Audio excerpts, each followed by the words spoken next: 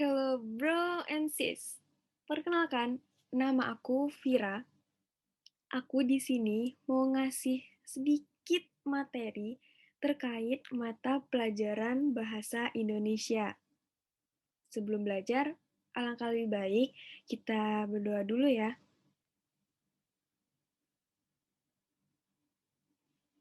Amin. Berdoa selesai. Ngomong-ngomong, aku mau denger dong cerita kalian. Cerita yang udah lama deh. Mungkin pas tahun baru kali ya. Yang main petasan sama teman-teman sampai jam 12 malam, atau ada yang di rumah aja? Kalau aku sih di rumah aja. Mungkin kalian bisa ceritain pas lagi lebaran, lagi di perjalanan mungkin ada yang menarik, atau pas udah di rumah kakek nenek. Kalian dapat THR nggak? Atau kalian bisa ceritain pengalaman 3 bulan yang lalu. Ayo, ada apa yo 3 bulan yang lalu? Dari tadi kita udah cerita nih masa lalu.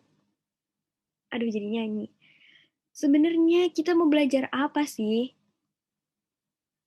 Yap, kita mau belajar teks narasi sejarah. Apa itu narasi? Ada yang udah tahu di sini? Aku kasih tahu aja nih yang belum tahu. Teks narasi adalah teks yang menceritakan proses kejadian suatu peristiwa. Contoh teks narasi ada novel, dongeng, fabel, cerpen, dan sebagainya. Nah, kalau teks narasi sejarah itu apa?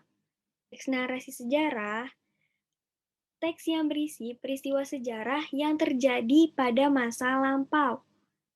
Kita garis bawah ya. Nih, masa lampau.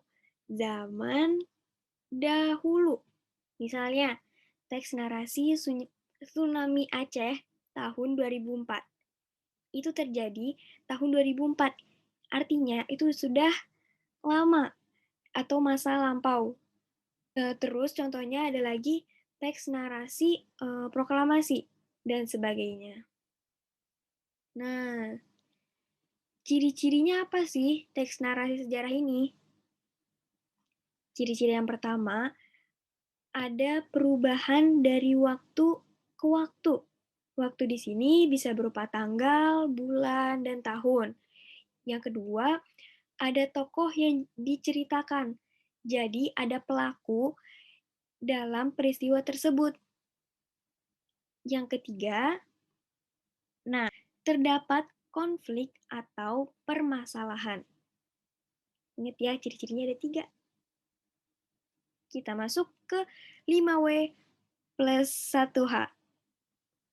Ada yang tahu 5W 1H? Ayo ingat-ingat. Ada yang tahu kepanjangannya 5W 1H? Aku ingetin lagi ya, yang belum tahu nih. 5W 1H itu ada what atau apa artinya, who, siapa, where, di mana, when, kapan, why, mengapa, dan how, bagaimana.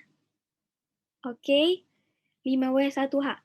Apa, siapa, di mana, kapan, mengapa, dan bagaimana. Ingat-ingat ya. Yang pertama ada what. Apa? Apa kata tanya yang digunakan untuk menanyakan hal atau peristiwa yang terjadi di dalam teks. Contoh kata tanyanya yaitu, apakah isi naskah teks proklamasi? Lalu yang kedua ada who, siapa? Digunakan untuk menanyakan orang atau hal yang terlibat. Hal yang terlibat bisa jadi bukan orang, misalnya hewan. Nah, contoh pertanyaannya yaitu, siapa yang menjahit bendera merah putih? Ini fotonya. Ibu yang menjahit bendera merah putih. Ada yang tahu siapa? Iya, Ibu Fatmawati. Lanjut, ada where, di mana? Eits, di mana menanyakan tempat atau lokasi peristiwa. Misalnya, kata tanya yang bisa digunakan yaitu di mana terjadi penculikan Soekarno dan Hatta pada tanggal 16 Agustus 1945. Nah, ini dia lokasinya. Ada yang tahu ini di mana? Ya, benar banget. Di Rengas Dengklok. Selanjutnya ada when. Kapan? Kapan digunakan untuk menanyakan waktu terjadinya peristiwa. Misalnya, kapan proklamasi kemerdekaan diumumkan? Ada yang tahu kapan? Ya, benar banget. Proklamasi kemerdekaan diumumkan pada tanggal 17 Agustus 1945. Selanjutnya, why? Mengapa? Digunakan untuk menanyakan penyebab terjadinya suatu peristiwa. Contoh kalimat tanyanya, mengapa golongan tua PPKI menunda untuk memproklamasikan kemerdekaan? Selanjutnya, yang terakhir, how? Bagaimana? Menanyakan keadaan atau cara yang dijelaskan dalam teks. Kata tanya yang dapat digunakan, bagaimana kondisi Soekarno saat melakukan pembacaan teks proklamasi. Jadi how digunakan untuk menanyakan keadaan. Nah, di sini ada cerita teks narasi sejarah nih. Kalian bisa baca dulu nih bagian-bagian yang udah aku bold nih, bagian-bagian terpentingnya. Nah, buat inget-inget bagian terpenting, kalian bisa gunain 5W1H yang tadi. Apa, siapa, di mana, kapan, mengapa, dan bagaimana. Oke, aku kasih waktu 5 menit ya buat baca ini. Jadi kalian stop dulu videonya, baca dulu, baru nanti lanjut lagi buat jawab pertanyaan. Oke? Nah, setelah tadi udah baca teks narasi sejarah, kita ada games, question card.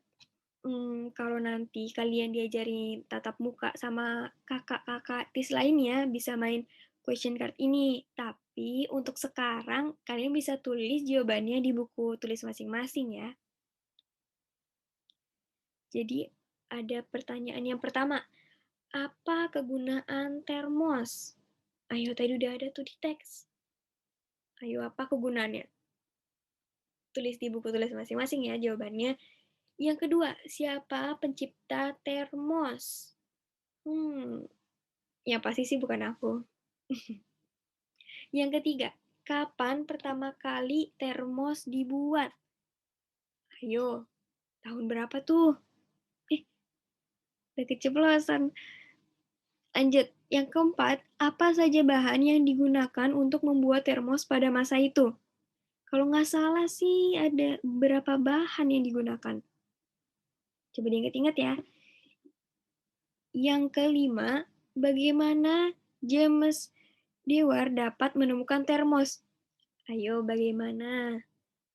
Nah, si James Dewar ini yang menemukan apa dia menciptakan juga? Nah, bisa jadi nih, si James Dewar ini pencipta juga ya. Bisa jadi jawaban di nomor 2. Tapi apakah benar? Ayo diingat-ingat lagi. Pertanyaan terakhir, berdasarkan teks tersebut, di mana terdapat kondisi cuaca yang dingin? Ayo, di mana? Oke, itu dulu pertanyaannya. Untuk question card-nya, kita next selanjutnya. Ada yang tahu? Ada yang tahu nggak nih? Kalor, hampa udara, sama cuaca. Kalau untuk yang belum tahu, kalor itu tenaga panas yang dapat diteruskan ataupun diterima oleh satu benda ke benda yang lain melalui proses konduksi, konveksi, dan radiasi. Lalu kalau hampa udara, itu artinya tidak ada udara. Nah, di luar angkasa itu contoh nyata ruangan hampa udara. Jadi di luar angkasa ini tidak ada udara. Lalu cuaca.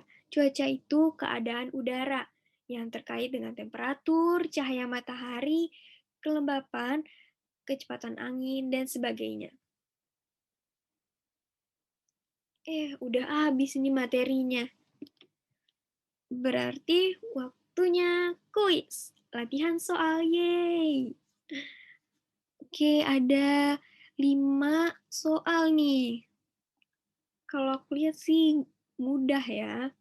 Kalian pasti bisa sih jawabnya.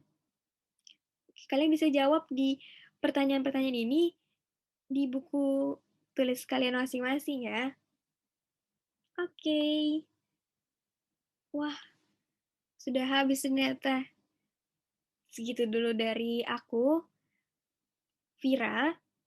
Terima kasih atas perhatiannya. Sampai jumpa di lain kesempatan. Dadah.